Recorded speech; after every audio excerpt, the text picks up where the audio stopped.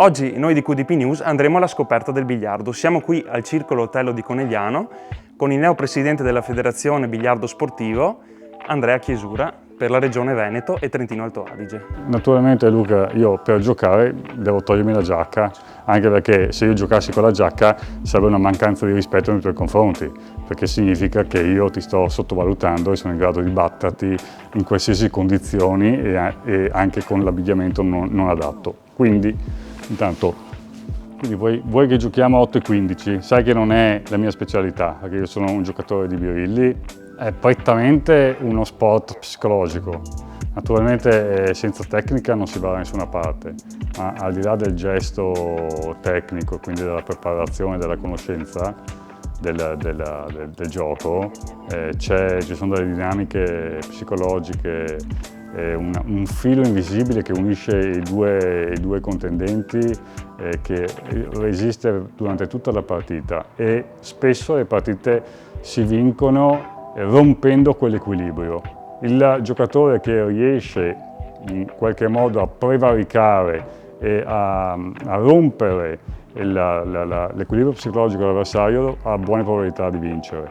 Ci sono dei gesti, ci sono delle facce, ci sono dei movimenti che fanno capire che il tuo avversario sta per rompere, si dice, no? Quindi sta per cedere dal punto di vista mentale. Questi sport di nicchia difficilmente incontrano il favore dei giovani, bisogna proprio pescarli.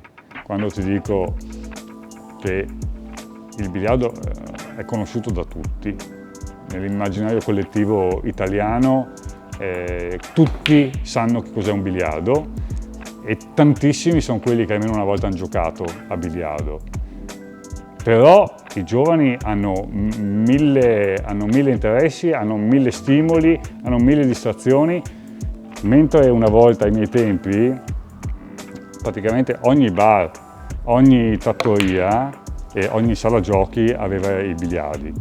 Quindi qua a Conegliano ci sono stati 30-40 locali con almeno un biliardo.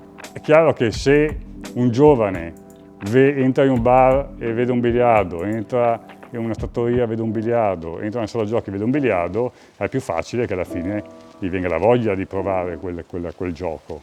C'è stata la fase che da un certo punto di vista ha aiutato il biliardo, da un altro punto di vista invece l'ha penalizzato, l'ha aiutato perché da gioco è diventato sport.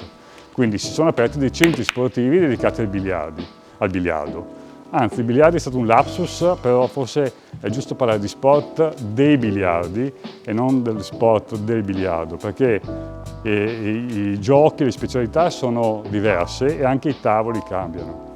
Per me quello che adesso bisognerà fare è sfruttare il lavoro che è stato fatto nei centri sportivi, ma riuscire a portarlo fuori.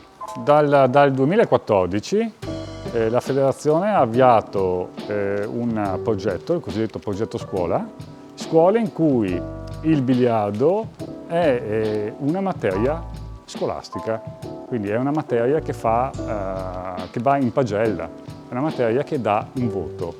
Un altro progetto da parte della federazione è il biliardo in carrozzina, in collaborazione con il CIP, col Comitato Italiano Paralimpico. È impensabile riuscire a installare nuovamente i biliardi nelle trattorie o nei bar, non si può più.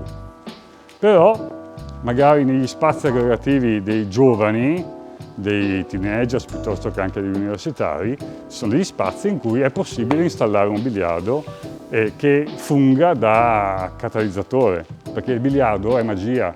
Quando si passa in televisione un biliardo, perché viene usato anche come sfondo in qualche spot pubblicitario, nei film, ci sono sempre delle scene col biliardo, perché questo qualcuno ha detto che è un cielo stellato, no? Quindi c'è geometria, c'è fisica e c'è fantasia. Alle volte, quando si vedono dei tiri, che poi sono comunque un connubio di geometria e fisica, non c'è altro, però pare che sia una cosa impossibile, è un miracolo, no? Perché non si riescono a capire tutte le componenti e quindi il braccio crea, braccio, accelerazione, penetrazione, crea delle traiettorie, dei ricami che lasciano a bocca aperta.